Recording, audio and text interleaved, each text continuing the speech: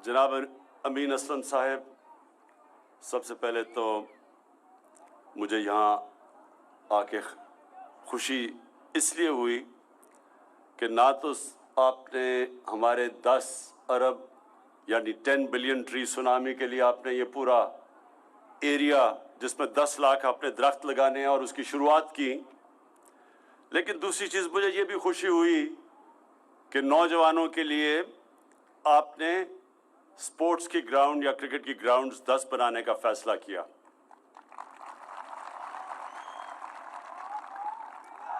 दोनों पे मैं पहले बात कर दूं, फिर मैं जो आपने अटक के लिए जो चीज़ें आपने रिक्वेस्ट की उसके ऊपर बात करता हूं। सबसे पहले तो जो दरख्त, मैं क्योंकि वहाँ नौजवान खड़े हैं, आपके लिए ये बहुत ज़रूरी है समझना, ये जो हम दरख्त लगा रहे हैं ये आपके मुस्तकबिल के लिए इतना ज़रूरी है कि आज आपको अंदाज़ा नहीं।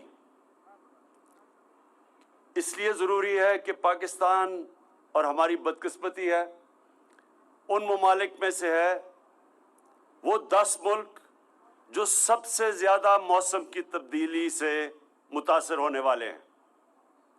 हम उन 10 मुल्कों में से हैं, और मौसम की तब्दीली एक जिसको क्लाइमेट चेंज कहते हैं, जो कि ये ग्रीन हाउस गैस के इफ़ेक्ट्स की वजह से दुनिया में मौसम गर्म हो रहा है।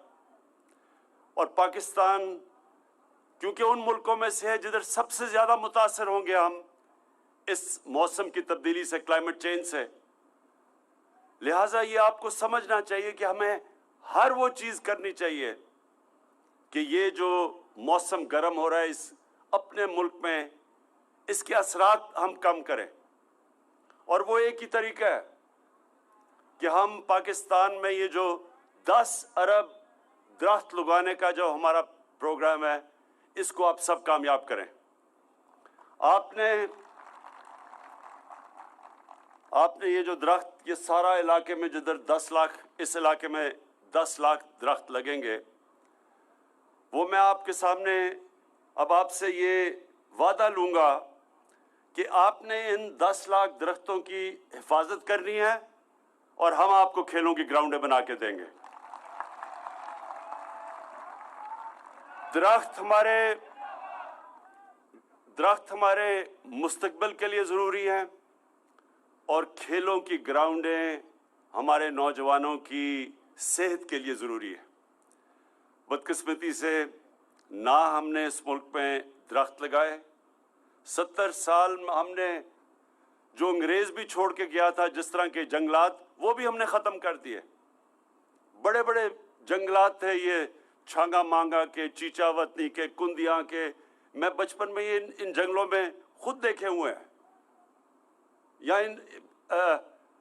सारे पाकिस्तान के ये जो पंजाब के बड़े बड़े जंगलात हैं, मैं खुद गया हुआ उनमें, और आज तबाही, उन जंगलों की तबाही हो चुकी है।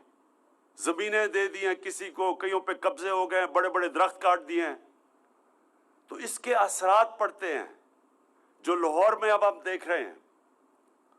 लाहौर के अंदर पिछले 20 सालों में 70% दरख्त काट दिए हैं। उसका नतीजा ये है कि जो पोल्यूशन अब लाहौर में है, जो आलूदगी है, वो बूढ़ों के भी और बच्चों की सेहत के लिए निहायत ही ख़तरनाक है। और ये ख़तरा बढ़ता जाएगा जब तक कि हम अब बाहैसियत कौम ये फैसला ना करें कि हमने अपनी तकदीर बदलनी है, हमने रिवर्स करना है क्लाइमेट चेंज, और हमने दरख्त लगाने हैं। तो ये दरख्त भी यहाँ लगेंगे, और आपकी 10 क्रिकेट ग्राउंड भी हम आपके लिए यहाँ इस सारे इलाके में बनाएंगे। तो अच्छा सुन लें, अगर हमने ये देखा कि दरख्त आप उनकी हिफाजत नहीं कर रहे हैं, तो आपकी एक एक क्रिकेट ग्राउंड कम होनी शुरू हो जाएगी और उधर भी दरख्त लग जाएंगे। इसलिए आपके ऊपर है। दूसरी चीज़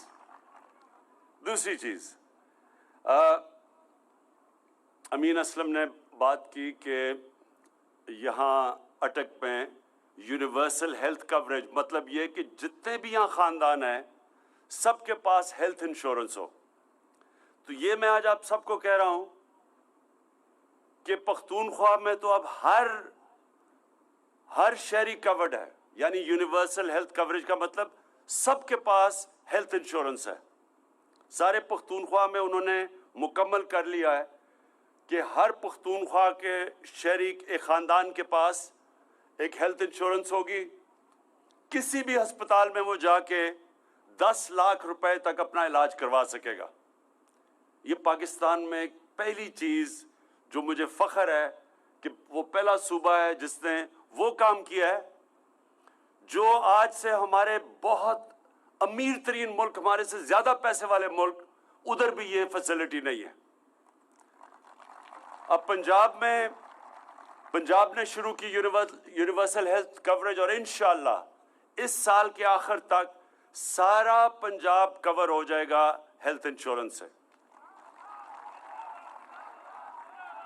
اور مجھے اس لیے اس پہ فخر ہے کیونکہ میں نے جب شوکت خانم ہاسپٹل آج سے 35 سال پہلے شروع کیا تھا تو اس کی وجہ یہ تھی کہ مجھے پہلی دفعہ احساس ہوا کہ عام آدمی تو کینسر کا علاج، اس کے پاس تو کبھی پیسہ ہی نہیں ہوگا کہ کینسر کا علاج اپنا کروا سکے، کیونکہ کینسر کا علاج سب سے مہنگا ہے. تو وہ سوچ تھی شوکت خانم بنانے کی. اور پھر میں نے جب فیصلہ کیا کہ اللہ جب بھی اقتدار دے گا تو یہ میں نے ضرور کرنا ہے کہ کوئی بھی پاکستان میں کوئی بھی گھر ایسا نہ ہو کہ گھر میں بیماری ہو اور ان کو یہ فکر ہو کہ ہمارے پاس پیسہ نہیں اپنا علاج کروانے کے لیے.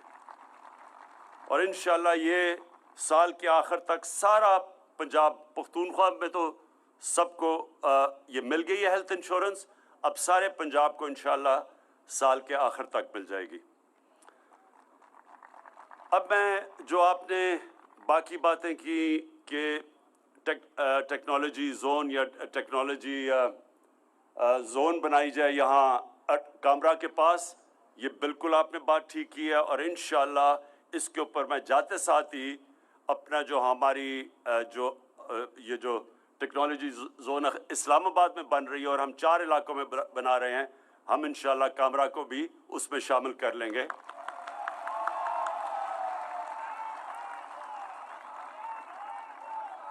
کیونکہ جو آنے والا زمانہ ہے وہ تو بالکل ہی اب ٹیکنالوجی کا زمانہ آ گیا. اور پاکستان نے پہلا جو ٹیکنالوجی کا ویو تھا وہ تو ہم نے مس کر دیا، لیکن اب ہماری پوری کوشش ہے کہ آئی ٹی کا ہم پورا فائدہ اٹھائیں اور یہ جو نئی ٹیکنالوجیز آ رہی ہیں اس میں پوری طرح پاکستان اب شرکت کرے، کیونکہ ہمارے پاس ایک نوجوان آبادی ہے اور سب سے آسان نوکریاں دینا آج کل ٹیکنالوجی کے اندر ہے. تو انشاءاللہ یہ جو آپ نے کہا اس کے اندر امین، میں یہ جاتے ساتھ ہی اس کے اوپر ہم انیشیٹ کریں گے، کیونکہ وہ بڑی اچھی جگہ آپ نے کہا کہ پہلی یونیورسٹی بن رہی ہے ایویشن کی، اسی کے ساتھ پھر ہم ایک ٹیکنالوجی زون بھی بنا دیں گے.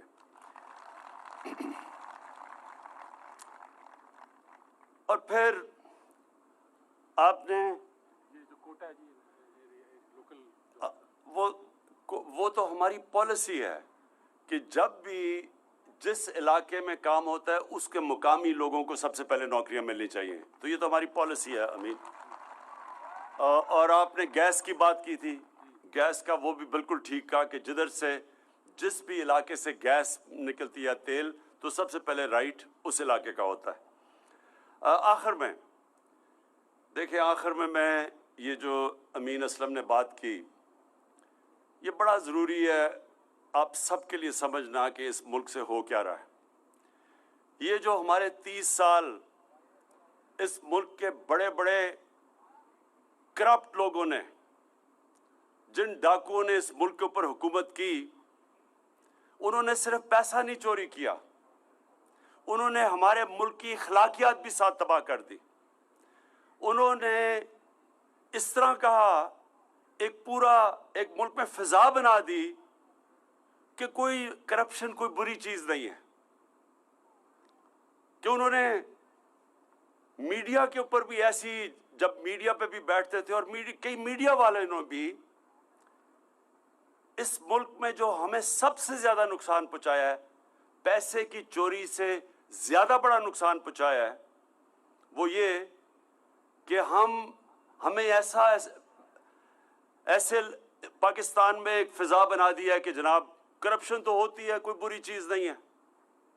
یہ میں آپ سب کو کہنا چاہتا ہوں کہ اگر آپ مجھے ایک مثال بتا دیں آج کہ ایک ملک خوشحال بھی ہو اور وہاں کرپشن بھی ہو، اور کرپشن کون سی، ملک کو کون سی کرپشن تباہ کرتی ہے؟ پٹواریوں کی اور تھانے داروں کی، نہیں میں سن رہے ہیں، پٹواریوں کی، تھانے داروں کی، سرکاری نوکروں کی، تنگ کرتی ہیں لوگوں کو، لوگ تنگ ہوتے ہیں رشوت کے، لیکن ملک تباہ نہیں کرتی۔ ملک تباہ کرتا ہے، ایک ملک تباہ تب ہوتا ہے جب اس کا وزیر اعظم اور اس کے وزیر کرپشن کرنی شروع کر دے، تب ملک تباہ ہوتا ہے۔ اور یہ کیوں، اب یہ ذرا سن لیں، کیونکہ میرا کام ہے آپ کی تربیت بھی کرنا، آپ کو سمجھ آنی چاہیے کہ یہ ہو کیا رہا ہے۔ میں جب پرائم منسٹر ہوتے ہوئے جب میں پیسہ چوری کرتا ہوں تو میری مجبوری ہوتی ہے کہ میں وہ پیسہ ملک سے باہر لے کے جاؤں، نہیں تو لوگوں کو نظر آ جائے گا۔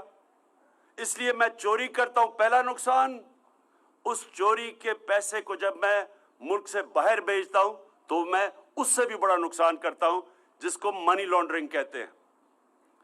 اور جب آپ کا پرائم منسٹر شروع ہو جائے چوری کرنے، اور بڑے بڑے اس کے اور اس کے بچوں کے باہر محلات اور لندن کے سب سے امیر علاقوں میں، اور اس کے وزیر بھی پھر شروع ہو جائیں کاما لے کے پیسے باہر نکالنا، تو تب وہ ملک تباہ ہوتا ہے اور مقروض ہوتا ہے، تب اس ملک پہ قرضے چڑھ جاتے ہیں، تب وہ ملک کے اوپر یہ گلوں میں زنجیر پڑ جاتی ہے قرضوں کی، تب اس ملک کو جا کے بھیک مانگنی پڑتی ہے دوسرے ملکوں سے۔ اور کبھی بھی ایک ملک جو قرضوں کے دوسروں سے مانگتا ہے اور جو امداد مانگتا ہے، اس کی دنیا میں عزت نہیں ہوتی۔ تو یہ جو نقصان انہوں نے کروایا، جو ساج سب باہر بیٹھے ہوئے ہیں، بچے بھی باہر ہیں، منشی بھی باہر ہے، داماد بھی باہر ہے، سب باہر، اور سارے ایسے شاہانہ زندگی گزار رہے ہیں۔ میں بھی ان کی ذرا دیکھ رہا تھا، کوئی ان کی وہ ٹی وی پہ آتا ہے کہ اسحاق ڈار، وہ بھی سب سے مہنگی گاڑی رولز رائس بینٹلی، اس کے بچے بھی Rolls Royce Bentley, Nawaz Sharif کے بھی۔ ایسے لگتا ہے کہ یہ پیدا ہی برطانیہ کے بڑے بڑے محلوں میں ہوئے تھے، یہ گوال منڈی میں نہیں پیدا ہوئے تھے۔ اسحاق ڈار کا تو لگتا ہے ایسے کہ باپ کی سائیکل کی دکان نہیں تھی، مے فیئر میں رولز رائس کی دکان تھی۔ کدھر سے یہ پیسہ آیا؟ کدھر سے آیا پیسہ؟ اور ایک ان کے پاس ایک کاغذ نہیں بتانے کے لیے کہ یہ پیسہ یہاں سے باہر گیا کیسے، اور اخلاقیات کیسے تباہ کی۔ یہ ہمیں بتانا چاہتے ہیں یہ بری چیز ہی نہیں ہے، سب کرتے ہیں۔ تو آخر میں یہ جو سینٹ کا الیکشن ہو رہا ہے، یہ آپ تماشا دیکھ رہے ہیں کیا ہو رہا ہے۔ منڈی لگی ہوئی ہے، سیاستدانوں کو خریدنے کے لیے، سینیٹر بننے کے لیے قیمتیں لگی ہوئی ہیں، اور یہ ابھی سے نہیں لگی، یہ 30 سال سے ہمارے ممبرز آف پارلیمنٹ کو خریدتے ہیں۔ سب نہیں بکتے لیکن کئی بکتے ہیں، اور یہ 30 سال سے ہو رہا ہے، اور پتہ بھی سب کو ہے۔ اور ہم کہہ رہے ہیں کہ جناب یہ آپ ممبر آف پارلیمنٹ جو ایک پارٹی کے ٹکٹ پہ ووٹ لے کے آتا ہے، وہ بتائے کہ کسے ووٹ دے رہا ہے، کس کو وہ سینیٹر کا ووٹ دے رہا ہے۔ یہ ساری جماعتیں جمع ہو کے کہہ رہی ہے کہ نہیں خفیہ ووٹ دو۔ اب مجھے یہ سمجھائیں کہ آپ ایک وقت پہ تو سب کہتے تھے کہ نہیں جی اوپن بیلٹ ہونی چاہیے، آج آپ کہہ رہے ہیں خفیہ ووٹ دو۔ کیا یہ تبدیلی کدھر سے آئی ہے؟ میں آپ کو بتاتا ہوں تبدیلی کدھر سے آئی ہے۔ یہ آپ سوچ رہے ہیں کہ نہ یہ ہمیں گرا سکے، پہلے منار پاکستان ادھر بچارے فلاپ ہو گیا، फैटफ की लेजिस्लेशन में ब्लैकमेल करने की कोशिश, उधर रह गए। कोरोना पे कोशिश, इनका ख्याल था कि हम गवर्नमेंट रह जाएगी, वहां अल्लाह ने करम किया हमारे पे। अब ये सोच रहे हैं कि सेनेट के ऊपर हमारे लोगों को खरीद के किसी तरह अपने ज्यादा सेनेटर ले आए। अब बताइए कौन सी जमहूरियत है? कभी जमहूरियत में भी कोई पैसे दे के आता है? पिछले इलेक्शन में पख्तूनख्वा के अंदर कुछ 17-18 पे एक एमपीज की वोट के ऊपर एक सेनेटर बनता था। पीपल्स पार्टी के 2 सेनेटर आ गए और उनके कितने एमपीज थे? 6 एमपीज। 6 एमपीज पे 2 सेनेटर आ गए, जबकि एक सेनेटर 17 वोटों पे बनता था। तो ये कैसे आया? ये पैसा चला, सबको पता है पैसा चला। तो आज हम कह रहे हैं कि ओपन बैलेट हो, ये सारे मिलकर कह रहे हैं कि नहीं जी खुफिया बैलेट हो। ये होता है जब एक मुल्क की इखलाकियात तबाह कर दी जाती है।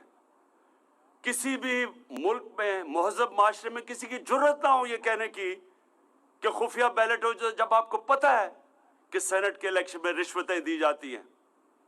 रिश्वत दे के सेनेटर बनता है और रिश्वत दे के मेंबर्स ऑफ पार्लियामेंट की वोट खरीदता है।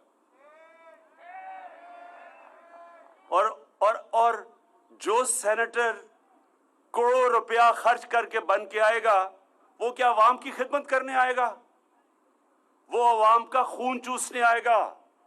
वो पैसे बनाने आएगा? कोई ऐसे भी करोड़ों रुपया खर्च करता है जब तक कि उसे पता ना हो कि मैं पैसा बना सकता हूं। इसलिए ये कौम एक फैसला कुन वक्त पे खड़ी है। एक तरफ पाकिस्तान की अवाम है, एक तरफ ये डाकू और इनके साथ जो इनका माफिया है, और इंशाअल्लाह जीत पाकिस्तान की होगी।